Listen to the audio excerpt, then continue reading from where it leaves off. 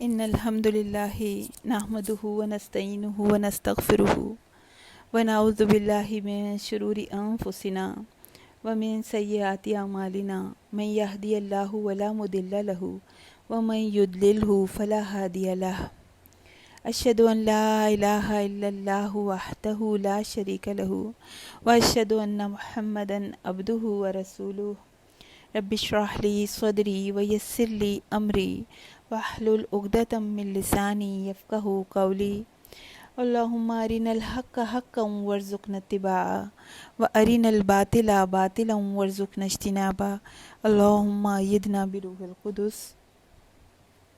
اعوذ باللہ من الشیطان الرجیم. بسم اللہ الرحمن الرحیم. آیت 54 سے ہم آج سٹارٹ کریں گے. وَاذْكُرْ فِي الْكِتَابِ اسماعیل. آج اللہ تعالیٰ اپنے ایک اور مقرب بندے کا، ایک اور پسندیدہ بندے کا انٹروڈکشن کروا رہے ہیں. اپنے ایک اور سلیکٹڈ، چنے ہوئے، خالص مخلص بندے کی صفات کا تذکرہ فرما رہے ہیں. کیوں؟ اس کی ایک وجہ تو یہ ہے کہ اللہ نے اپنے عبادت گزار بندوں کو آنر کیا ہے، ان کو بلند مرتبہ عطا کیا ہے، بلند مقام عطا کیا ہے. انعام کے طور پر ان کے نام کو اس کتاب میں مینشن کیا، کیونکہ یہ ہمیشہ ہمیشہ رہنے والی کتاب ہے. ان کو اللہ تعالیٰ نے نیک شہرت دینی تھی اور رہتی دنیا تک کے لوگوں میں ان کے نام کا تذکرہ کیا جاتا رہے گا. وہ جو حضرت ابراہیم نے دعا مانگی تھی نا، وَجَعَلْنِي لِسَانَ صِدْقٍ، سچی شہرت، سچی ناموری، تو اللہ تعالیٰ نے انعام کے طور پر انہیں یہ مقام عطا فرمایا. دوسری وجہ کیا ہے؟ دراصل ہمیں بتانا مقصود ہے کہ کون سی صفات اللہ کے نزدیک بہت اہم ہیں اور انسان کو فرش سے عرش تک پہنچانے والی خصوصیات کون سی ہیں، یہ کون سی کوالٹیز ہیں، یہ کون سے کیریکٹرسٹکس ہیں جن پر اللہ تعالیٰ اس طرح انعام فرماتے ہیں اور وہ لوگ اللہ کی رحمت کے مستحق قرار پاتے ہیں. آج جو اللہ تعالیٰ ہمیں واقعے بتا رہے ہیں، جس کا ذکر کر رہے ہیں، یہ ہماری اپنی دعاؤں کے جواب میں اللہ تعالیٰ ہمیں بتا رہے ہیں.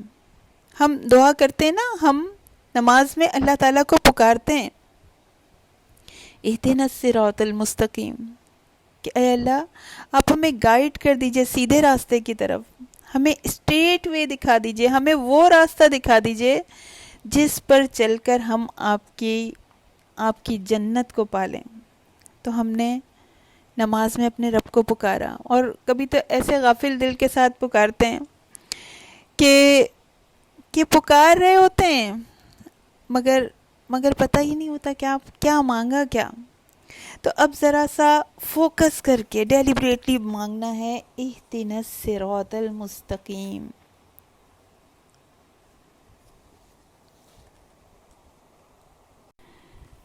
تو دل کو کھول کے فوکس کر کے اہدنا الصراط المستقیم ہم مانگتے ہیں نا.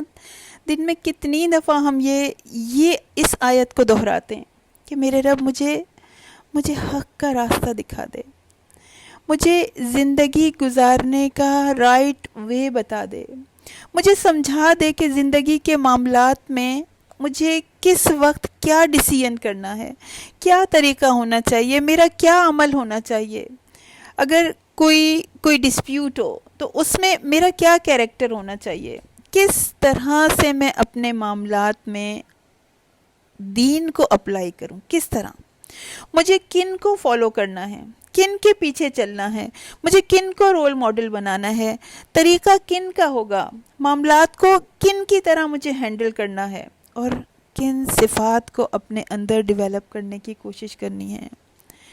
صراط الذین انعمت علیہم، وہ لوگ جن پر اللہ نے اپنا انعام فرمایا، ان کی طرح جن پر اللہ نے اپنی رحمتیں نازل فرمائیں، جن پر انعام و کرام کیا، جن سے اللہ راضی ہو گیا، جو اللہ کے پسندیدہ بندوں میں شمار ہوئے.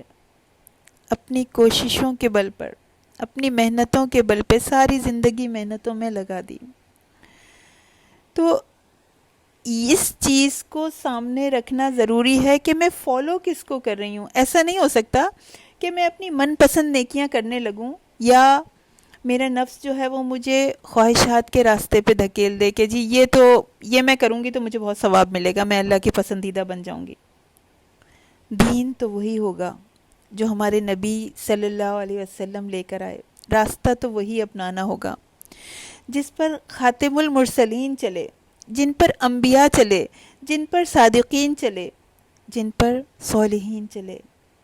تو اللہ تعالیٰ، اللہ گائیڈ کرتا ہے، اللہ راستہ دکھاتا ہے. ہمیں ان کے راستے کو سلیکٹ کرنا ہے، راستے میں کوئی ٹرننگ نہیں لینی، ان کو فالو کرنا ہے ہمیں، کہ اس کے لیے کہ کہیں ایسا نہ ہو کہ ہم راستہ بھول جائیں، ہم راستہ بھٹک جائیں. اللہ تعالیٰ نے قرآن کے مائل سٹونز لگا دیے ہیں صراط مستقیم پر، روڈ سائنس لگا دیے، مقرر کر دیے ہیں کہ ان کا راستہ فالو کرو. ان انعام پانے والوں کا، اور ان انعام پانے والوں میں سے ایک حضرت اسماعیل علیہ السلام بھی ہیں. وَاذْكُرْ فِي الْكِتَابِ اسماعیل. یاد کرو، ذرا تذکرہ کرو، اپنے دل میں بھی مینشن کرو، اپنے آس پاس والوں سے بھی ڈسکس کرو اسماعیل علیہ السلام کے بارے میں. تو ایک اور بات جو ہے وہ ہماری سوچ کو ابھار رہی ہے کہ اللہ تعالیٰ بہت بہتر جانتے ہیں حضرت اسماعیل علیہ السلام کے واقعے کے بارے میں، ان کی فرما برداری کے بارے میں، ان کی صفات کے متعلق. اللہ سے زیادہ تو علم کسی کے پاس ہے ہی نہیں نا. لیکن ہمیں کیوں بتایا جا رہا ہے؟ کیوں بتا رہا ہے اللہ؟ کیوں مینشن کر رہا ہے؟ اس لیے کہ ہماری نالج میں، ہمارے علم میں اللہ تعالیٰ لے کر آ رہا ہے کہ تم اس بات کا علم حاصل کر لو کہ میرے لیے یہ صفات بہت پسندیدہ ہیں. تو اس عزم کے ساتھ یہ تذکرہ کرو، وَاذْكُرْ، یہ ذکر کرو کہ اللہ سے دعا مانگتے ہوئے اللہ یہ صفات میرے اندر بھی ڈیولپ ہو جائیں. اپنے کردار کو میں اس طرح اثر نو اس کی کنسٹرکشن کروں کہ میں آپ کو پسند آ جاؤں، مجھے آپ کی رضا حاصل ہو جائے. اللہ تعالیٰ دلوں کے حال سے بھی واقف ہے نا، ہماری سوچوں کو بھی بخوبی جانتے ہیں. تو بس اسی وقت نیت کر لیجئے، صدق کے دل سے نیت کر لیجئے کہ میرے مالک، میرے خالق، میں آپ سے سوال کرتی ہوں ان صفات کا جو حضرت اسماعیل علیہ السلام کے اندر تھیں. آپ تو ان کو بھی دینے والے تھے، آپ نے ان کے لیے بھی آسانیاں کی، اللہ آپ میرے لیے بھی آسانیاں فرما دیجئے. اور میں اس بات کا عزم کرتی ہوں اپنے اندر انشاءاللہ تعالی کہ میں اپنی پوری کوشش کروں گی اور آپ میری مدد کیجئے. نبی کریم صلی اللہ علیہ وسلم بھی دعا کیا کرتے تھے نا، ربی اعنا علی ذکرک و شکرک و حسن عبادتک، کہ اے میرے رب آپ میری مدد کیجئے کہ میں آپ کا ذکر کروں، اے میرے رب آپ میری مدد کیجئے کہ میں آپ کا شکر کروں، اے میرے رب آپ میری مدد کیجئے کہ میں بہترین طریقے سے عبادت کروں. تو وَاذْكُرْ فِي الْكِتَابِ اسماعیل، نبی کریم صلی اللہ علیہ وسلم کو حکم دیا جا رہا ہے کہ اس کتاب میں اسماعیل علیہ السلام کا تذکرہ کریں. کس کتاب میں؟ القرآن الکریم میں. کون سی؟ وہ کتاب جو لوح محفوظ میں چھپا کے رکھی گئی ہے. جہاں تک ہر ایک کی اپروچ نہیں ہے، بہت خاص لوگوں کی اپروچ ہے، دلوں کو روشن کر دینے والی کتاب ہے. اس کا نور دلوں کو بھی روشن کرتا ہے، گھروں کو بھی روشن کرتا ہے، اور معاشرے کو بھی روشن کرتا ہے، ہماری سوسائٹی کو بھی روشن کرتا ہے. جس سوسائٹی میں اس کی روشنی پھیل جائے تو اس کے لوگ دنیا اور آخرت دونوں میں فلاح پانے والے ہوں گے. بہت ہائی وولٹیج ہے اس میں، بہت پاور ہے، بہت روشنی ہے، بہت پاکیزہ کتاب ہے، بلند مرتبت ہے. فی صحف مکرمہ، سورہ عبسہ کی آیت ہے. مرفوعۃ مطہرہ، بڑے اکرام والے ہیں یہ اوراق، بہت بلند، بہت پاکیزہ. بی ایدی سفرہ کرام بررہ، ایسے فرشتوں کے، ایسے لکھنے والوں کے ہاتھوں میں جو بہت نیک، بہت مکرم ہے. تو اللہ نے اس کی فرسٹ کاپی ہمارے ہاتھوں میں تھما دی. کہاں ہم، کیا اوقات ہے ہماری. لیکن اللہ کا کتنا کرم ہے، اللہ کی ایسی رحمت کہ اپنی اتنی قیمتی، اتنی عظیم، اتنی بلند مرتبت کتاب ہمارے ہاتھ میں دے دی کہ ہم اس سے استفادہ کر سکیں، ہم اس سے فائدہ اٹھا سکیں. یہ کتاب، اس کو کوئی لائٹلی نہ لے.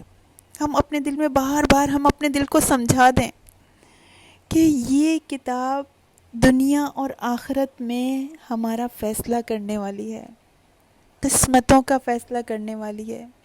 کاش ہم اس کی قدر جان لیں، کاش ہم اس کی عظمت سے واقف ہو جائیں، اس کی آیات، اس کے واقعات پر ہم غور کریں، دل سے غور کریں، اور اپنے اور اس کے درمیان جو بھی پردے حائل ہیں ان کو ہٹا دیں، ان کو دور کر دیں. کیونکہ دنیا کی زندگی اور آخرت کا انجام اسی کتاب پر ڈیپینڈنٹ ہے. اللہ کرے اللہ ہمارے دلوں پر اس کتاب کے عجائب، اس کی معرفت، اس کا اعجاز کھول دیں.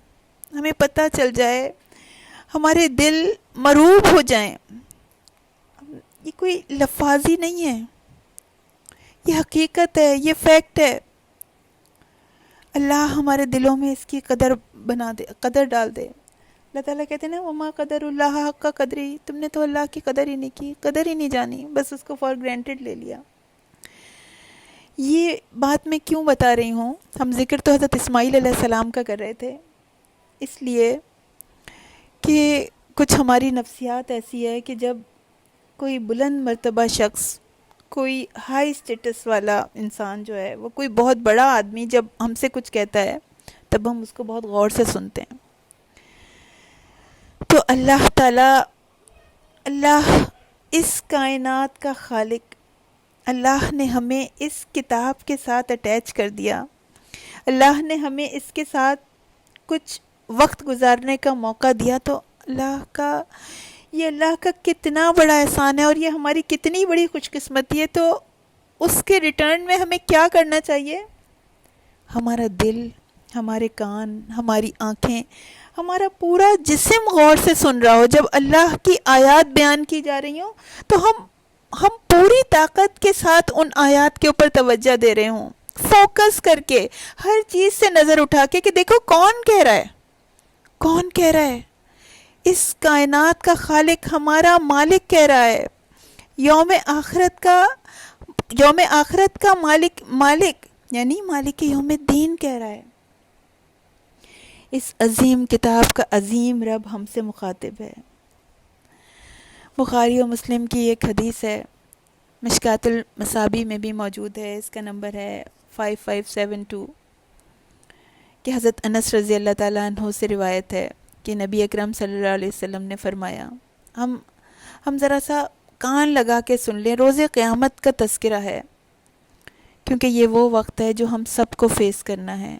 یہ طویل حدیث ہے لیکن میں آپ کو مختصراً بتا دیتی ہوں کہ مومنوں کو روز قیامت روک رکھا جائے گا. ابھی یہ کافروں کی بات نہیں ہو رہی ہے، یہ منافقوں کی بات نہیں ہو رہی ہے، مومنوں کی بات ہو رہی ہے، ایمان والوں کی بات ہو رہی ہے، عمل کرنے والوں کی بات ہو رہی ہے. یہ اتنا آسان دن نہیں ہے، بہت مشکل دن ہے. اگر اس کی حقیقت ہمیں سمجھ آ جائے تو یقین کریں ہمارے جتنے زندگی کے مسائل ہیں نا، ان سے ہم باہر نکل آئیں اور اس کے اوپر فوکس کر دیں. تو مومنوں کو روک لیا جائے گا قیامت کے دن، حتیٰ کہ اس وجہ سے وہ مومن جو ہیں وہ غمگین ہونے لگیں گے. وہ کہیں گے کاش ہم اپنے رب کے حضور کوئی سفارش تلاش کریں تاکہ وہ ہمیں اس جگہ سے نجات دلا دیں. تو وہ لوگ ایک ایک پیغمبر کے پاس جائیں گے. سب سے پہلے حضرت آدم علیہ السلام کے بعد اور ایک کے بعد ایک پیغمبر کے پاس جائیں گے. لیکن کوئی نبی، کوئی پیغمبر، کوئی رسول، ہر شخص اپنے انجام سے ڈر رہا ہوگا. طویل بیان ہے، کبھی ڈیٹیل میں انشاءاللہ موقع ہوگا تو بہت اس کو ہم ڈسکس کریں گے ڈیٹیل سے. بڑے اسباق ہیں اس کے اندر، لیکن اس کا موقع نہیں ہے. تو کوئی جانے کے لیے تیار نہیں ہوگا. لیکن نبی کریم صلی اللہ علیہ وسلم کے پاس وہ لوگ آئیں گے تو پھر نبی کریم صلی اللہ علیہ وسلم اللہ کے حضور سفارش کریں گے، مگر ان کی حد کا تعین کر دیا جائے گا، یعنی لمیٹڈ سفارش کا ان کو موقع دیا جائے گا، تو وہ سفارش کریں گے، فاخرجہم من النار، تو ان کو جہنم سے نکال لیا جائے گا، وہ ادخلہم الجنہ، اور ان کو جنت میں داخل کر دیا جائے گا۔ لیکن حتی ما یبقی فی النار، حتیٰ کہ جہنم میں صرف وہ لوگ رہ جائیں گے، الا من قد حبسہ القرآن، وہ لوگ جنہیں قرآن نے روک رکھا ہوگا، ان پر جہنم ہمیشہ ہمیشہ کے لیے واجب ہو گئی۔ تو قرآن نے روک رکھا ہے، اس قرآن سے دوری جس کے پاس جہنم سے میں روک لینے کا اور جنت میں نہ داخل کرنے کی سفارش کا اختیار ہے، اس سے دوری، زندگی میں اس کو نظر انداز کر دینا، اس کی بات پر کان نہ دھرنا، اس کے لیے وقت نہ نکالنا، نہ علم حاصل کیا نہ عمل کی ضرورت سمجھی، اپنے آپ کو قرآن کے قرب سے روک دیا، اس کے قریب آنے سے روک دیا، تو قرآن بھی جنت میں داخل ہونے سے روک دے گا۔ یا تو یہ ہمارے حق میں رحمت ہے، یا تو ہمارے اس کی سفارش یا تو ہمارے حق میں ہوگی یا ہمارے خلاف ہوگی۔ قرآن ہمارے حق میں حجت ہے اور ہمارے خلاف بھی حجت ہے۔ تو قرآن قبر کا ساتھی ہے، قیامت میں ساتھی ہے، کن لوگوں کا؟ جنہوں نے دنیا میں انہیں ساتھی بنایا ہوگا۔ تو اس وقت شفاعت حاصل کرنے کے لیے، یعنی اس وقت اگر ہم چاہتے ہیں کہ قرآن کی شفاعت ہمیں ملے تو اس وقت زندگی میں اس کی آیات کے اوپر توجہ دینی ہوگی، اس کا علم بھی حاصل کرنا ہوگا اور عمل بھی ساتھ ساتھ کرنا ہوگا۔ تو اللہ تعالیٰ حضرت اسماعیل علیہ السلام کا حال سنا رہے ہیں، اپنے عبادت گزار بندے کا حال سنا رہے ہیں۔ حضرت اسماعیل علیہ السلام، اسماعیل ایک کمپاؤنڈ ورڈ ہے، دو ورڈز کا کمپاؤنڈ ہے، اسما پلس ایل، یعنی سن لیا اللہ نے۔ کس کی سن لی اللہ نے؟ حضرت اسماعیل علیہ السلام حضرت ابراہیم علیہ السلام کی دعاؤں کا ثمر تھے۔ ایک طویل عرصے تک حضرت ابراہیم علیہ السلام نے دعائیں کی حضرت اسماعیل کے لیے۔ جب وہ 90 کے قریب عمر میں تھے تب اللہ نے ان کی اس دعا کو جو انہوں نے ہجرت کے وقت مانگی تھی قبول کیا۔ انہوں نے کیا دعا کی تھی؟ ربی حبلی من الصالحین، اللہ تعالیٰ صالح اولاد طلب کی تھی انہوں نے اپنے رب سے۔ تو اللہ تعالیٰ سننے والے ہیں اور بہترین سننے والے ہیں۔ حضرت اسماعیل کا لقب ہے ذبیح اللہ۔ حضرت اسماعیل بڑے بیٹے تھے یا چھوٹے بیٹے، اس کے بارے میں مفسرین میں اختلاف پایا جاتا ہے، واللہ عالم۔ ہمیں یہ پتہ ہے کہ حضرت ابراہیم علیہ السلام کے بیٹے تھے، ان کی والدہ کا نام حضرت ہاجرہ تھا، حضرت اسحاق ان کے بھائی تھے۔ روایات میں آتا ہے کہ انہوں نے 136 ایئرز کی، یعنی اتنے سال انہوں نے اتنی عمر پائی۔ مسلم میں حدیث آتی ہے کہ اولاد ابراہیم علیہ السلام میں سے اللہ نے حضرت اسماعیل علیہ السلام کو پسند فرمایا۔ تو یہ کون اسماعیل ہیں؟ وہ اسماعیل جن کا بہت دفعہ تذکرہ کیا اللہ تعالیٰ نے اپنی کتاب میں، وہ اسماعیل جنہیں اپنے باپ حضرت ابراہیم علیہ السلام کے ساتھ خانہ کعبہ کی پاکیزگی اور طہارت کی ذمہ داری سپرد کی گئی۔ اللہ تعالیٰ نے ان سے عہد لیا تھا نا، سورہ بقرہ کی آیت 125، وَعَهِدْنَا إِلَىٰ إِبْرَاهِيمَ وَإِسْمَاعِيلَ أَن طَهِّرَ بَيْتِيَ لِلطَّائِفِينَ وَالْعَاكِفِينَ وَالرُّكَّعِ السُّجُودِ۔ اللہ تعالیٰ نے ان سے عہد لیا تھا، اور جن کو یہ سعادت ملی کہ انہوں نے اپنے والد کے ساتھ اللہ کے گھر کی دیواروں کو بلند کیا، بہت عاجزی کے ساتھ، بہت اطاعت کے ساتھ۔ اللہ تعالیٰ کہ اللہ تعالیٰ تو ہم سے اس عبادت کو قبول کر لے۔ ہمیں طواف کرنے کا موقع مل جاتا ہے تو ہم اس کو اپنی کتنی بڑی سعادت سمجھتے ہیں، اور ان کو اس گھر کی تعمیر کا موقع مل گیا. اور یہ سورہ بقرہ میں یہ آیت وَإِذْ يَرْفَعُ إِبْرَاهِيمُ الْقَوَاعِدَ مِنَ الْبَيْتِ، جب وہ بلند کر رہے تھے ان کی یعنی خانہ کعبہ کی دیواروں کو. وَإِذْ يَرْفَعُ إِبْرَاهِيمُ الْقَوَاعِدَ مِنَ الْبَيْتِ وَإِسْمَاعِيلُ، حضرت ابراہیم علیہ السلام اور حضرت اسماعیل علیہ السلام. تو وہ کیا کہتے جا رہے تھے؟ ربنا تقبل منا، اے ہمارے رب تو ہم سے قبول کر لے، ہماری اس نیکی کو ہم سے قبول کر لے. کوئی بڑائی نہیں ہے ہمارے لیے، کوئی عظمت نہیں ہے ہمارے لیے، تو قبول کر لے تو ہماری نیکی ہے. انک انت التواب الرحیم. اللہ تعالیٰ نے اس کو بھی قرآن میں مینشن کر دیا، وَاذْكُرْ فِي الْكِتَابِ اسماعیل. اللہ تعالیٰ نے ان کی دعاؤں کو بھی مینشن کر دیا. سورہ بقرہ کی آیت 127 ہے. اللہ کو بہت پسند آیا ان کا مانگنا. اور کیا مانگا انہوں نے؟ سورہ بقرہ کی آیت 128 ہے.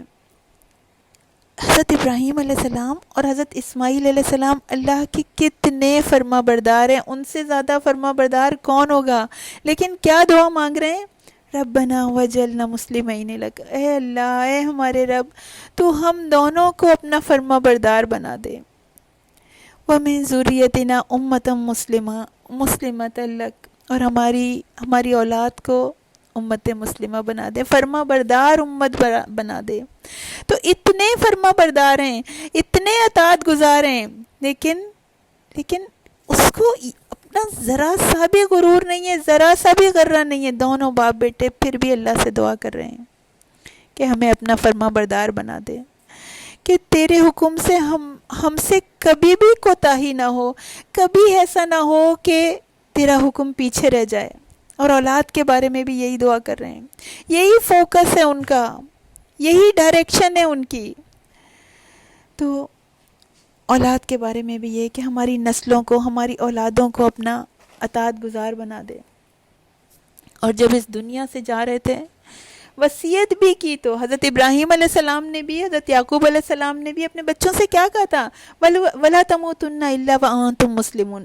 تم ہرگز مرنا نہیں جب تک کہ تم فرما بردار نہ ہو جاؤ. موت اور زندگی کسی کے ہاتھ میں ہوتی ہے؟ نہیں ہوتی. لیکن کہا تم اس بات کا مطلب یہ ہے ہر وقت، ہر لمحے کے لیے اطاعت کے اوپر آ جاؤ، تاکہ کسی بھی وقت موت آ جائے تو تم فرما برداری کی حالت میں اس دنیا سے جاؤ. تو ہمیں لیسن کیا مل رہا ہے؟ کہ اپنے دین کے بارے میں فکر مند ہونا چاہیے ہمیں. چاہے ہم یہ سوچ رہے ہیں میں نے یہ بھی نیکی کی، یہ بھی نیکی کی، کسی نیکی پہ غرہ نہیں، کوئی غرور نہیں. فوکس کس چیز پہ؟ اللہ ہمیں اپنا فرما بردار بنا لے. ہم بھی اپنے لیے دعا کریں، اپنے لیے بھی، اپنی نسلوں کے لیے بھی، اپنی اولادوں کے لیے بھی. چلتے پھرتے اٹھتے بیٹھتے ہم مانگیں، زندگی میں بھی وہ یہی نصیحت کرتے رہے اور وصیت بھی یہی کی. زندگی کا مقصد اللہ کی رضا ہے. اور ہم کیا سمجھتے ہیں کہ ہمیں فرما برداری اور اطاعت مانگنے کی ضرورت نہیں ہے؟ ہماری اولادیں جو ہیں وہ خود بخود ہی نیک ہو جائیں گی، ہماری نسلیں بغیر مانگے ہی ولی اللہ بن جائیں گی. ہمارے نبی کریم صلی اللہ علیہ وسلم بھی کثرت سے مانگا کرتے تھے، یا مصرف القلوب صرف قلبی علی طاعتک، کہ ہمیں جما دے اپنی اطاعت کے اوپر. مانگنے کی ضرورت ہے، ہم انبیاء مانگ رہے ہیں، ہماری کیا اوقات ہے؟ تو بہت خوش قسمت ہے وہ اولاد جن کے والدین ان کے دین کے بارے میں فکر مند ہوں، اللہ سے رو رو کر ان کی ہدایت کے لیے دعا مانگتے ہیں. اللہ کسی کو خالی ہاتھ نہیں لوٹاتا، اللہ کو شرم آتی ہے خالی ہاتھ لوٹاتے ہوئے. تو جو اولاد اللہ کی فرما بردار ہوتی ہے وہ اپنے والدین کی بھی فرما بردار ہوتی ہے. اور اللہ تعالیٰ ان کی صفات کا تذکرہ کر رہے ہیں، انہو کانا صادق الوعد. وہ ان کے بارے میں اللہ اعلان کر رہے ہیں وہ وعدے کے سچے تھے. تمام انبیاء وعدے کے سچے ہوتے ہیں، مگر حضرت اسماعیل علیہ السلام میں خصوصیت کے ساتھ ان کی اس صفت کا ذکر ہو رہا ہے کہ نمایاں طور پر ان کی اس خصوصیت کا. اور یہ ہر مومن کی، ہر ایمان والے کی بھی صفت ہے کہ وہ وعدے کا پکا ہوتا ہے، وعدے کا پابند ہوتا ہے. حضرت اسماعیل علیہ السلام نے اللہ تعالیٰ سے جتنے بھی وعدے کیے ان کو نبھایا. اللہ کے لیے خالص عزم کرنے والے، اللہ کے لیے بالکل خالص تھے، عزم کرنے والے نبی تھے یہ، اور بندوں سے بھی انہوں نے جو وعدے کیے وہ بھی پورے کیے، پختہ ارادے کے ساتھ جم جانے والے، اپنی کمٹمنٹ کو پورا کرنے والے، ہر حال میں پورا کرنے والے، اپنے وعدے کو سچا کر کے دکھانے والے۔ تو انبیاء کے راستے پر چلنے والے جو ہوتے ہیں ایمان والے، وہ بھی کبھی وعدے کو توڑنے کا تصور نہیں کر سکتے۔ مشکات المصابیح میں حدیث ہے 4870 اس کا نمبر ہے، کہ حضرت عبادہ بن صامت رضی اللہ تعالیٰ عنہ سے روایت ہے کہ نبی کریم صلی اللہ علیہ وسلم نے فرمایا کہ تم مجھے اپنی طرف سے 6 چیزوں کی ضمانت دے دو تو میں تمہیں جنت کی گارنٹی دے دیتا ہوں۔ جنت کی گارنٹی، ہمیں چاہیے جنت؟ کیا باتیں؟ نمبر 1، جب بات کرو تو سچ بولو، جب وعدہ کرو تو پورا کرو، جب تمہارے پاس امانت رکھی جائے تو اس میں خیانت نہ کرو، اس کو بخیر و خوبی ادا کرو، اپنی شرمگاہوں کی حفاظت کرو، اپنی نظریں نیچی رکھو اور اپنے ہاتھوں کو ظلم سے روکو۔ تو اور صحیح بخاری میں حدیث بھی آتی ہے، بڑی اہم حدیث ہے یہ والی، صحیح بخاری میں اس کا نمبر ہے 2749، کہ نبی کریم صلی اللہ علیہ وسلم نے فرمایا کہ منافق کی نشانیاں 3 ہیں، جب بھی بولتا ہے تو جھوٹ بولتا ہے، جب بھی امانت اس کے پاس رکھوائی جاتی ہے تو اس میں خیانت کرتا ہے، اور جب بھی وعدہ کرتا ہے تو وعدہ خلافی کرتا ہے۔ یعنی 3 چیزیں، جھوٹ، خیانت اور وعدہ خلافی، یہ منافق کی پہچان ہے، یہ سائن ہے، اور یہی یعنی وعدے کو توڑنا۔ مومن جو ہے وہ وعدے کو توڑنے والا نہیں ہو سکتا، یہ منافق کی پہچان ہے۔ وعدہ خلافی ان منافق کی عادت میں سے ایک عادت ہے، یعنی جھوٹ، خیانت اور وعدہ خلافی۔ تو اگر اس میں سے ایک عادت بھی ہے تو پھر اس کے اندر نفاق کی ایک نشانی ہے، جب تک کہ وہ اسے چھوڑ نہ دے۔ اور نبی کریم صلی اللہ علیہ وسلم نے بعض حدیث میں یہاں تک فرمایا، لا دینا لمن لا عہد لہو، جس کا کوئی عہد نہیں ہے اس کا کوئی دین نہیں ہے۔ جو وعدے کو توڑنے والا ہے، جو وعدے کے خلاف ورزی کرنے والا ہے، اس کا کوئی دین نہیں ہے۔ تو صادق الوعد، کمپاؤنڈ ورڈ، 2 لفظوں سے بنا ہوا ہے، لیکن لفظ تو 2 ہیں، لیکن ایک ایمان والے کی، ایک مسلمان کی پرسنالٹی کو دکھا رہے ہوتے ہیں۔ ایمان والوں کی شخصیت کی تعمیر کس طرح ہوتی ہے؟ اللہ کا وہ بندہ جس نے اپنے رب سے کیا ہوا عہد نبھایا، رب سے بھی تو عہد ہے نا، ایک تو دوسروں سے عہد ہوتے ہیں، ایک رب سے کیا ہوا بھی عہد ہوتا ہے۔ لا الہ الا اللہ جو ہم سب پڑھتے ہیں، یہ بھی تو ایک کمٹمنٹ ہے، ایک عہد ہے، کہ ہم یہی کہتے ہیں نا کہ اللہ کے سوا کوئی عبادت کے لائق نہیں ہے۔ تو اگر ہم منہ سے تو یہ بول رہے ہیں، لیکن پھر بھی ہماری پرسنالٹی پر، ہمارے حال حلیے پر، ہماری گفتار میں، ہمارے معاملات میں اللہ کا رنگ ہی نظر نہیں آ رہا، اللہ کی عبودیت ہی نظر نہیں آ رہی، اللہ کا عبد ہی پہچانا نہیں جا رہا، کہ صرف منہ سے بول رہا ہے، عمل میں نہیں آ رہا، تو پھر اپنی کمٹمنٹ کو فالو کرنا تو نہیں ہوا۔ جب عبادت اسی کی ہونی چاہیے، جب فیصلہ اسی کا مانا چاہیے، جب اسی کا حکم ویلڈ ہوگا، تو جب مان لیا تو پھر حکم کو کیوں نہیں اوبے کیا؟ زبانی اطاعت کے دعوے اللہ تعالیٰ کو بالکل بھی امپریس نہیں کرتے۔ اپنے آپ کو ابراہیم علیہ السلام کی اولاد اور حضرت اسماعیل علیہ السلام کی اولاد کہہ دینا اور ان کے طریقے کو فالو نہ کرنا، یہ کوئی اطاعت نہیں ہے۔ قرآن یہ آئینہ ہمیں دکھا رہا ہے، اللہ سے اپنی کمٹمنٹ کو ہم نبھاتے ہیں یا نہیں۔ تو یہ آیات سننے کے بعد اللہ کرے ہمارا طرز عمل چینج ہو جائے، ہم اپنی کمٹمنٹس کو فلفل کرنے والے بن جائیں۔ قرآن کریم میں آتا ہے کہ تم وہ بات کہتے کیوں ہو جو کرتے نہیں ہو۔ نبی صلی اللہ علیہ وسلم نے کبھی وعدہ خلافی نہیں کی۔ ایک مرتبہ آپ نے ابو العاص بن ربیع کی تعریف کرتے ہوئے فرمایا کہ اس نے مجھ سے جو بات کی وہ سچی کی، اس نے مجھ سے جو وعدہ کیا وہ پورا کیا۔ اور کتنے وعدے تو ایسے ہیں جو ہم اپنے آپ سے کرتے ہیں کہ میں اب قرآن کو اتنا ٹائم دوں گی، میں غیبت نہیں کروں گی، میں گناہوں سے اپنے آپ کو دور کرنے کی کوشش کروں گی، پھر خود ہی بلا دیتے ہیں، اپنی کسی خواہش کے آگے جو ہے وہ گھٹنے ٹیک دیتے ہیں، یا کسی اپنی ٹیمپٹیشن کی وجہ سے، یا ہو سکتا ہے لا علمی اور غفلت ہو۔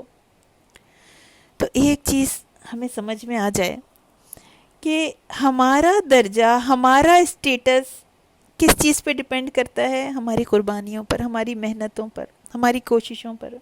تو جب کمٹمنٹ کی بات آئے تو انسان سوچ سمجھ کے کمٹ کرے, اور جو کرے تو پھر اس کو پورا کرے, اور انسان دوسروں کے وعدے پورے کرنے میں بھی اس کا مددگار بنے.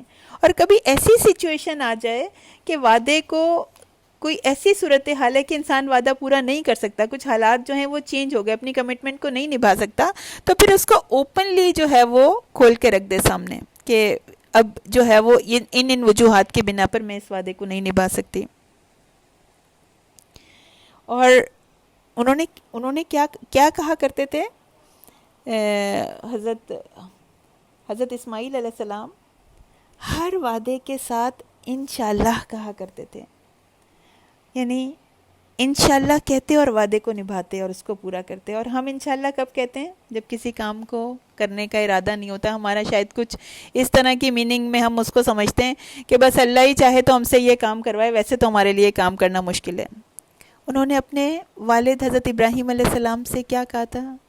ستجدنی انشاءاللہ من الصابرین, کہ آپ عنقریب مجھے صبر کرنے والوں میں سے پائیں گے.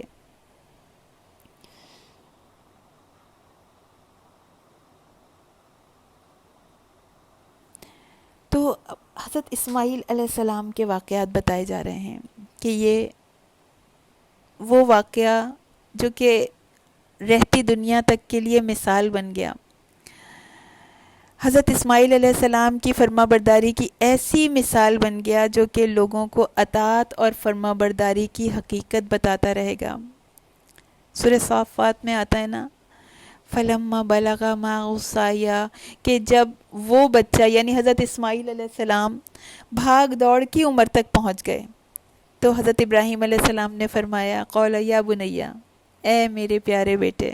حضرت ابراہیم علیہ السلام نے اپنے باپ سے اس پیار کو نہیں پایا, مگر جب اپنے بیٹے سے بات کر رہے ہیں تو ان کے لہجے میں کتنا پیار ہے.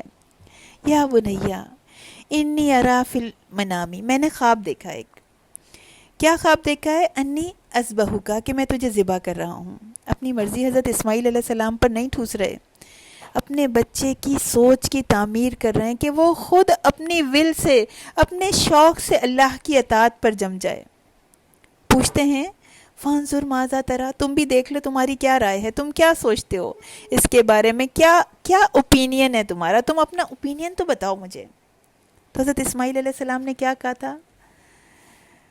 قالا, انہوں نے کہا تھا, اور زمین اور آسمان حیرت زدہ رہ گئے تھے, یا بتی, اے میرے پیارے ابا جان, افعل ما تؤمر, میرے پیارے ابا جان آپ جو حکم دیے گئے ہیں کر دیجئے اس کو. ستجدنی انشاءاللہ من الصابرین, آپ ان قریب انشاءاللہ مجھ کو صبر کرنے والوں میں پائیں گے. تو صبر کرنا, بہت صابر تھے.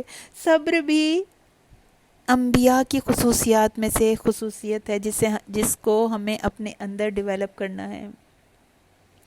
تو دونوں نے, حضرت ابراہیم علیہ السلام نے بھی, حضرت اسماعیل علیہ السلام نے بھی, دونوں نے بھی اللہ کے حکم کو تسلیم کر لیا. باپ نے بیٹے کو ذبح کرنے کے لیے کروٹ پر لٹا دیا, اور ابھی چھری سے گلا کاٹنا ہی چاہتے تھے کہ اللہ نے حضرت ابراہیم کو پکارا, قد صدقت رؤیا, تم نے خواب کو سچا کر دکھایا. اِنَّ كَذَلِكَ نَجْزِي الْمُحْسِنِينَ, اسی طرح تو ہم جزا دیتے ہیں محسنوں کو. کہ باپ کا یقین, ماں کا یقین. حضرت حاجرہ نے بھی تو یہی کہا تھا نا جب ان کو بیابان میں چھوڑ کے جا رہے تھے, کہ اگر اللہ نے اس بات کا حکم دیا ہے تو اللہ ہمیں ہرگز ضائع نہ کرے گا.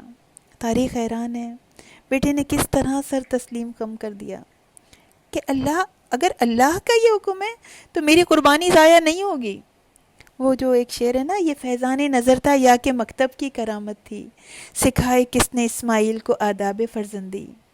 تو یہ جو یقین ہے, ماں باپ کا یقین اولاد میں ٹرانسفر ہوتا ہے. باپ بھی ایسے فرما بردار ہیں, وہ فرما برداری اور اطاعت اور مزید مانگ رہے ہیں اللہ تعالیٰ سے. پیدا ہوتے ہی بچے کو بھی یہ دعا سکھا دی کہ وہ بھی اطاعت مانگ رہا ہے. بچے کا فوکس بلڈ اپ کر دیا کہ ہمارا ٹارگٹ اللہ کی فرما برداری ہے, اور پھر نیکیوں میں لگے رہے, دعوت اللہ میں لگے رہے, تو اللہ تعالیٰ نے اطاعت کے بلند درجوں پر ان کو فائز کر دیا. تو اتنا بڑا امتحان ہے. اللہ نے خود کہا ان ھذا لہو البلاء المبین، بہت بڑا امتحان تھا. اتنا بڑا امتحان دیا انہوں نے، تب ان کے درجات اس قدر بلند ہوئے. اللہ ہمیں اتنے بڑے امتحانوں میں نہیں ڈالتا، ہم سے ایسی آزمائشیں نہیں لیتا. ہماری چھوٹی چھوٹی آزمائشیں ہوتی ہیں، چھوٹے چھوٹے امتحان ہوتے ہیں. کچھ مسائل سامنے آتے ہیں، کچھ پریشانیاں سامنے آتی ہیں، کچھ نقصان کی شکل میں کبھی سامنے آ جاتا ہے، کوئی کبھی بیماری کی صورت میں جو ہے وہ کوئی مسئلہ سامنے آ جاتا ہے. تو یہ مشکلات، یہ تلخ حالات، یہی تو درجات کی بلندی کا باعث ہیں. تو اللہ ہمیں صبر کرنے والوں میں سے بنا دے، بغیر اللہ سے شکوے شکایات کیے، راضی برضائے رب ہم اللہ سے راضی ہو جائیں. اور ان کے بارے میں آیا انہ کان رسولا نبیا، کہ وہ وکانا رسولا نبیا، اور رسول کے معنی بھیجا، وقاصد پیغامبر. اس کو ہم پہلے بھی ڈیٹیل میں ڈسکس کر چکے ہیں. اللہ تعالیٰ نے حضرت اسحاق کے لیے کہا کہ وہ وجعلنا کل نبیہ، ہم نے ان کو نبی بنایا. اور ان کے لیے 2 الفاظ استعمال کیے، رسولا نبیہ. رسول صاحب شریعت بھی ہوتا ہے، صاحب کتاب بھی ہوتا ہے، خواہ وہ شریعت نئی ہو یا کسی سابقہ رسول کی ہو. تو حضرت اسماعیل علیہ السلام بھی حضرت ابراہیم علیہ السلام کی شریعت ہی لے کر آئے تھے، اور وہ جو کہ کہاں بھیجے گئے تھے؟ بنو جرہم کی طرف بھیجے گئے تھے نا. ان کی بعثت جو تھی وہ بنو جرہم کی طرف تھی. تو حضرت ابراہیم علیہ السلام کا اللہ تعالیٰ نے ذکر فرمایا، ان کی نیکیوں کا تذکرہ فرما رہے ہیں. جب ابھی ہم نے لاسٹ ٹائم آیت 49 میں پڑھا تھا، تو ان کی جہاد، ان کی کوششوں کا ذکر کر کے اللہ نے فرمایا تھا وَهَبْنَا لَهُ إِسْحَاقَ وَيَعْقُوبَ وَكُلًّا جَعَلْنَا نَبِيًّا، کہ ہم نے ان کی کوششوں کے بعد، ان کی محنتوں کے بعد ہم نے ان کو یہ جزا دی.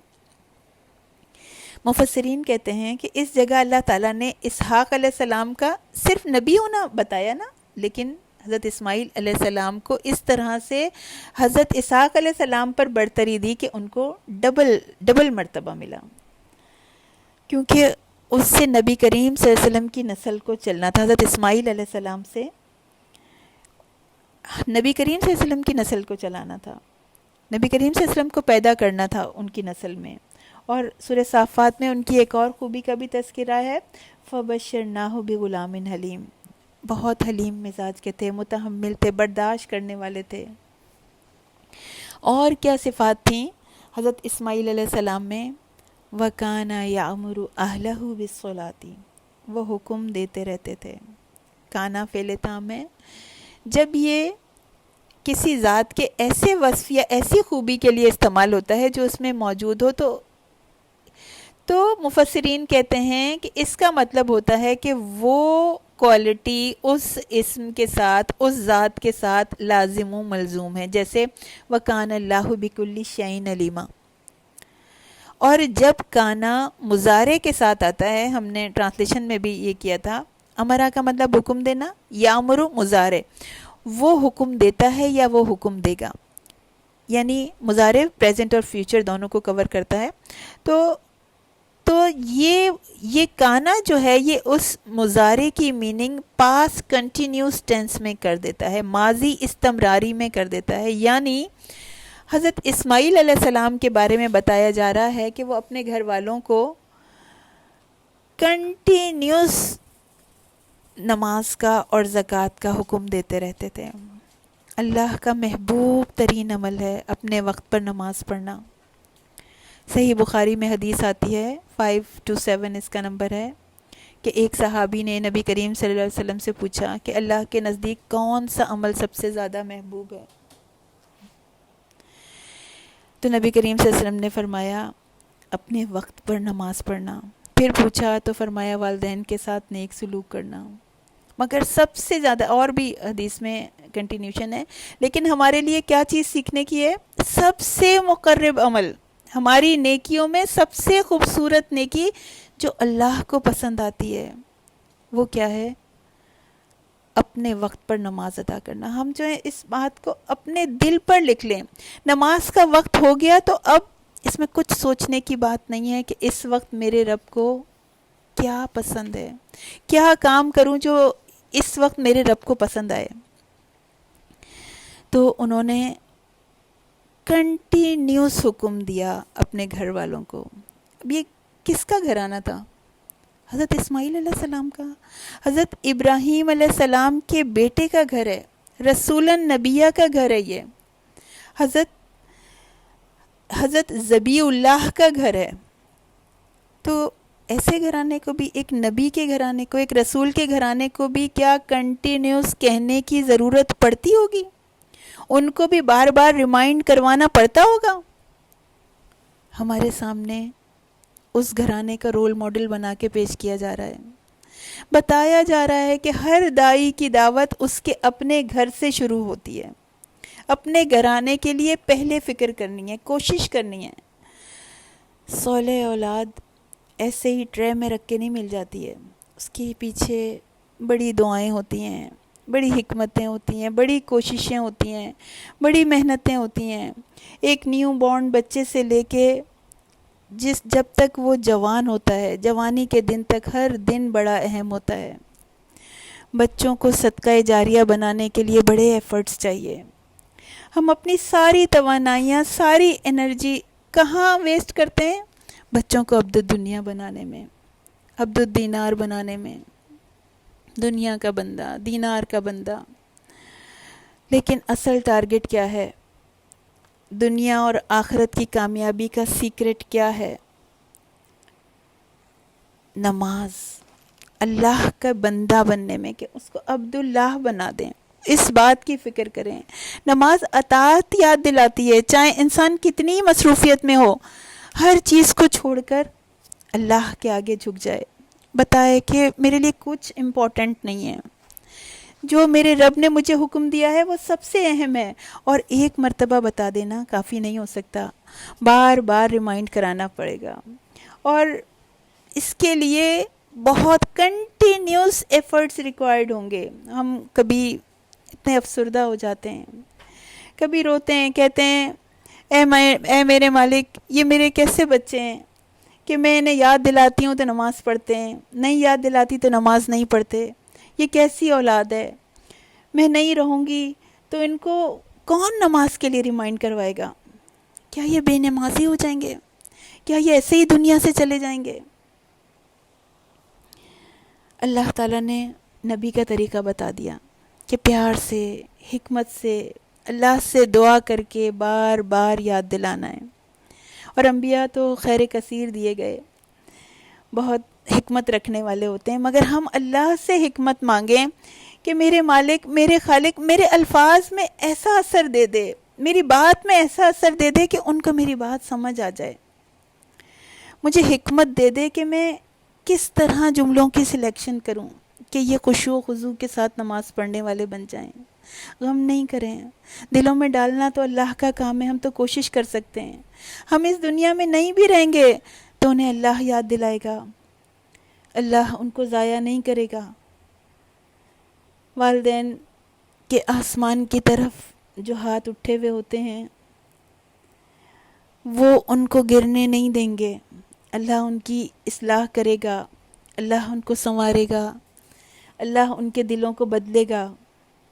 مگر کرنا کیا ہے؟ ہم والدین کو نیکیوں پر جمے رہنا ہے. والدین خود اپنی نمازیں قائم رکھنے والے ہوں، قائم کرنے والے ہوں. والدین اللہ کے لیے اپنی خواہشات کی قربانیاں دینے والے ہوں. والدین کثرت سے دعائیں کرنے والے ہوں، حکمت سے اولاد کے لیے ایفرٹس کرنے والے ہوں. اور صرف اولاد کو نہیں بلکہ بعض اوقات شوہروں کو بھی یاد دلانا پڑتا ہے، اور کہیں شوہروں کو بیویوں کو یاد دلانا پڑتا ہے. تو اس میں کسی ہیزیٹیشن کی ضرورت نہیں ہے، کسی سوچنے کی ضرورت نہیں ہے. اپنے گھر والوں کو چھوڑا نہیں جا سکتا. ہم سوچیں، کبھی یہ ذہن میں خیال آئے کہ یہ میرے کہنے کا کیوں انتظار کرتے ہیں، خود سے تکبیر اولیٰ پہ کھڑے کیوں نہیں ہو جاتے؟ اللہ انشاءاللہ تعالیٰ وہ دن بھی دکھائیں گے. اللہ تعالیٰ ضرور آنکھوں کو ٹھنڈا کرے گا. وہ شعر ہے نا، وہ جو پتھر پہ پانی پڑے مستقل تو بے شبہ گھس جائے پتھر کی سل. تو قطرہ قطرہ، کنٹینیوس قطرہ پتھر میں بھی ہول کر دیتا ہے. حضرت ابراہیم علیہ السلام بھی تو کثرت سے مانگتے رہتے تھے، رب اجعلنی مقیم الصلاۃ ومن ذریتی ربنا وتقبل دعا، اللہ مجھے بھی نماز کا پابند بنا دے، میری اولاد کو بھی نماز کا پابند بنا دے، اے ہمارے رب ہماری دعا کو قبول کر لے. بار بار دعا کرتے تھے. تو ہمیں غصے اور ناراضگی کے ذریعے سے اپنے گھر والوں کو نماز سے دور نہیں کرنا. کبھی کبھی تو انسان کو حکمت کے طور پر، ایک ٹول کے طور پر غصہ بھی کرنا پڑتا ہے، مگر حکمت کے ساتھ. ہر وقت چیخو پکار نہیں کرنی. اللہ ہمارے احساسات کو، ہمارے جذبات کو، ہمارے یقین کو ہمارے گھر والوں کے اندر بھی ٹرانسفر کر دے. اور یہ یقین پہلے اپنے دل میں ہوگا تو تبھی ٹرانسفر ہوگا نا. اور اللہ تعالیٰ نے کیا کہا؟ وَأَقِيمِ الصَّلَاةَ لِلذِّكْرِ، میری یاد کے لیے نماز قائم کرو. تو ہم جب نماز پڑھیں تو وہ کس کے ذکر کے لیے ہو؟ اللہ کے ذکر کے لیے. نمازوں پر توجہ، فوکس، ان کی اصلاح کی کوشش، اپنے خشوع و خضوع پہ فوکس، اللہ کی یاد کے لیے نماز قائم کرنا. ایسا نہ ہو کہ نماز پڑھ لیں، ساری دنیا ہی یاد آ جائے، بس اللہ ہی یاد نہ آئے. تو اپنے دھیان کے اوپر فوکس، ذہن کے گیٹ بند کرنے کی کوشش کے ساتھ کہ کوئی بھی سوچ، کوئی بھی خیال، کوئی بھی کہانی جو ہے وہ دھڑلے سے ٹہلتی بھی نہ آ جائے نماز ہماری خراب کرنے کے لیے. تو اس کے اوپر فوکس کر کے رکھنا ہے. اور صرف نماز کے لیے بار بار یاد دہانی نہیں کرانی تھی، بلکہ وَكَانَ يَأْمُرُ أَهْلَهُ بِالصَّلَاةِ وَالزَّكَاةِ، وہ زکوٰۃ تزکیے کی میننگ میں ہے. اور زکوٰۃ کی یعنی صرف زکوٰۃ پاکیزگی، اصل میں زکوٰۃ کا مطلب ہوتا ہے پاکیزگی. جب مال میں سے اللہ کا مقرر کردہ حصہ نکالا جاتا ہے تو مال پاک ہو جاتا ہے. اور نفس کے پاک کرنے کو بھی زکوٰۃ کہا جاتا ہے، یعنی purification of wealth and purification of hurt, دونوں کا مسلسل تزکیہ کرنا ہے. قد افلح من زکاہا، جس نے اپنی روح کو پاک کر لیا تو وہ کامیاب ہو گیا. تو اپنے آپ کو اور اپنے گھر والوں کو پیوریفائی کرنے کی مستقل کوششیں کرنی ہیں، حکمت کے ساتھ، عزم کے ساتھ. کہ حضرت اسماعیل علیہ السلام نے اپنے اہل خانہ کو نماز اور زکوٰۃ کا مسلسل حکم دیا، مسلسل تربیت، مسلسل ٹریننگ. اور زکوٰۃ سے یعنی یہ مالی عبادت بھی مراد ہوتی ہے کہ بدنی عبادت بھی ہو اور مالی عبادت بھی ہو. نفس کو ان دونوں عبادات کا پابند بنانا پڑتا ہے. اور حضرت اسماعیل علیہ السلام نے پرفیکٹلی پریکٹس کے ساتھ کنٹینیوسلی کر کے دکھایا. سورہ تحریم میں بھی آیت ہے، آیت 6، یا ایھا الذین آمنو، ہم سے مخاطب ہیں اللہ. کہا جا رہا ہے اے ایمان والو، قوا انفسکم واہلیکم نارا، اپنے گھر والوں کو اور اپنے آپ کو دوزخ کی آگ سے بچاؤ. کس آگ سے؟ وقودھا الناس والحجارہ، اس آگ سے جس کا فیول، جس کا ایندھن انسان اور پتھر ہیں. اس آگ پر سخت دل فرشتے مقرر ہیں، بہت شدت والے ہیں، بہت قوت والے ہیں. شداد لا یعصون اللہ، وہ اللہ کی نافرمانی نہیں کرتے. وَيَفْعَلُونَ مَا یُؤْمَرُونَ، اور وہی کرتے ہیں جن کا ان کو حکم دیا جاتا ہے. کسی کی رعایت نہیں کرتے، کسی سے مروب نہیں ہوتے، کسی کا پیسہ ان کو حکم عدولی پر نہیں اکساتا. تو انسان ذرا سوچے، بھڑکتی ہوئی آگ ہے. کون سی آگ؟ دنیا کی آگ سے 69 ٹائمز زیادہ شدید تر ہے. وہ آگ جس کا فیول انسان اور پتھر ہیں. انسان کے جسم میں بھی سلفر ہے نا، اور سلفر کے پتھر اس میں ڈالیں گے. اور یہ تو وہ آگ ہے جس سے پتھر پگھل جائیں. تو اس آگ سے پہلے اپنے آپ کو بچانا ہے، پھر اپنے اہل و عیال کو بچانا ہے، اپنی اولاد کو. یعنی ایک گھر کے اندر جو لوگ ہوتے ہیں، اپنے ماں باپ، اپنے بہن بھائی، اپنے خاندان والوں کو، اور اہل میں جو دین کے ساتھی ہوتے ہیں وہ بھی آ جاتے ہیں، ہم نسب، ہم خیال. ایک شہر میں رہنے والے بھی آ جاتے ہیں، ایک دین پر قائم لوگ بھی آ جاتے ہیں. تو سب سے قریبی سے فوکس شروع ہوگا، خون کے رشتوں سے فوکس شروع ہوگا. بھڑکتی آگ ہے، انسان کیسے اپنے پیاروں کو دیکھ سکتا ہے اس کے اندر؟ مائیں بچوں کا دکھ نہیں دیکھ سکتی کوئی، ان کے جسم پر ایک خراش نہیں دیکھ سکتی، تو وہ آگ تو اللہ کی پناہ کیسی آگ ہے وہ۔ اس وقت اس دنیا میں ابھی ابھی موقع ہے ان کو بچانے کا، اس کے بعد کچھ نہیں ہو سکتا۔ حضرت ابراہیم علیہ السلام اپنے باپ کو نہیں بچا سکے۔ بخاری کی حدیث ہے کہ ابراہیم علیہ السلام روز قیامت اپنے والد آزر سے جب ملیں گے تو اس سے کہیں گے کہ میں نے آپ سے کہا تھا نا کہ آپ میری مخالفت نہ کریں، آپ میری بات مان جائیں، میں نے آپ سے کتنا کہا تھا۔ وہ کہیں گے آج میں تمہاری بات مانوں گا، آج میں تمہاری نافرمانی نہیں کروں گا، لیکن اس دن تو کچھ نہیں ہو سکتا نا۔ تو ابراہیم علیہ السلام تب بھی روز قیامت بھی اللہ سے فریاد کریں گے، کون ہیں؟ خلیل اللہ ہیں، اتنی نیکیاں کرنے والے، اتنے امتحان سے گزرنے والے، ایسے ایسے اللہ کے خالص بندے وہ دعا کر رہے ہیں، اے میرے رب تو نے مجھ سے وعدہ کیا تھا نا کہ تو مجھے روز قیامت رسوا نہیں کرے گا، تو اس سے زیادہ کیا رسوائی ہے میری کہ میرے باپ کو جہنم کی آگ میں ڈالا جا رہا ہے، میرے باپ تیری رحمت سے دور ہیں، اس سے زیادہ کیا رسوائی ہے میرے لیے؟ تو اللہ فرمائیں گے کہ میں نے جنت کافروں پر حرام کر دی۔ وہ اپنے باپ کو آگ سے نہیں بچا سکے، ان کے والد کو آزر کو بچھو بنا کر جہنم میں ڈالا جائے گا۔ نبی کریم صلی اللہ علیہ وسلم کو بھی حکم دیا گیا وَأْمُرْ أَهْلَكَ بِالصَّلَاةِ وَاسْتَبِرْ عَلَيْهَا، اپنے اہل و عیال کو بھی نماز کا حکم دو اور خود بھی مضبوطی سے اس پر جم جاؤ۔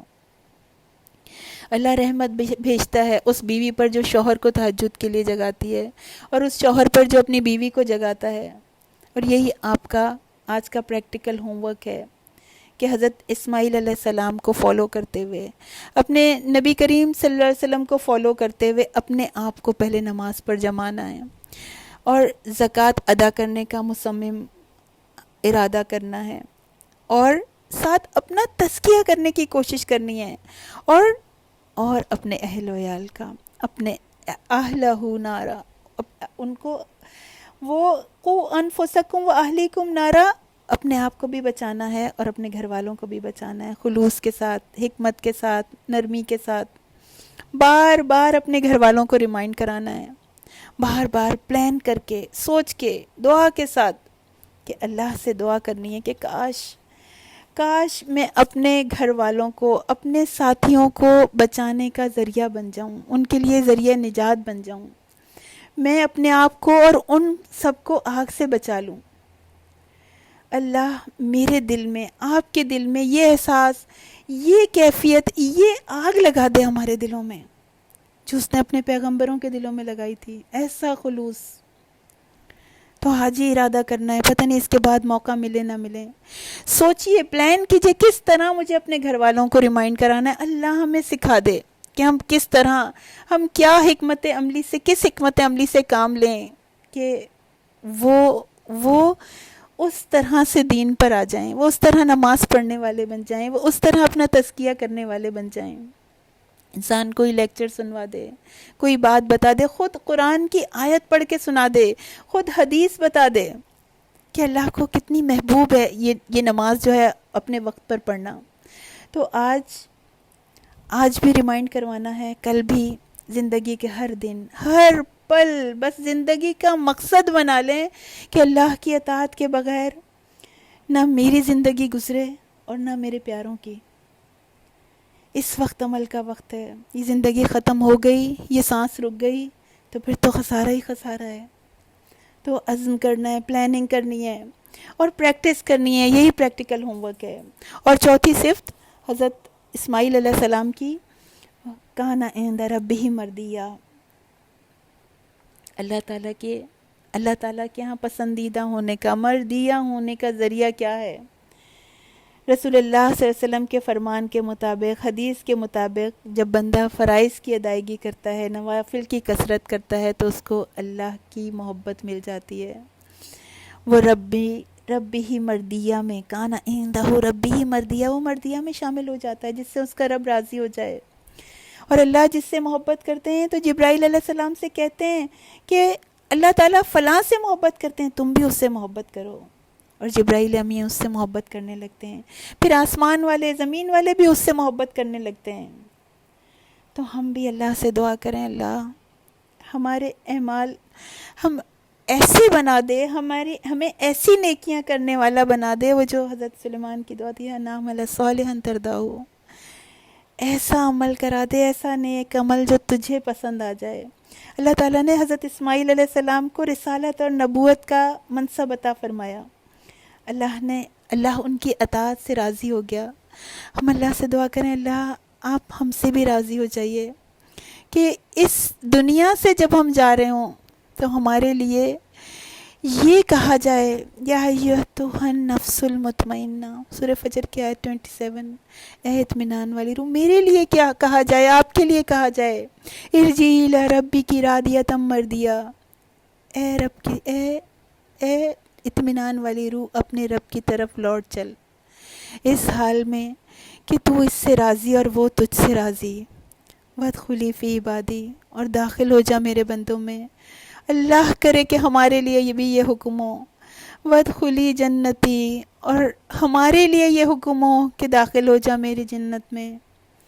وآخر دعوانا والحمد للہ رب العالمین، سبحان ربک رب العزت عما یصفون وسلام علی المرسلین والحمد للہ رب العالمین۔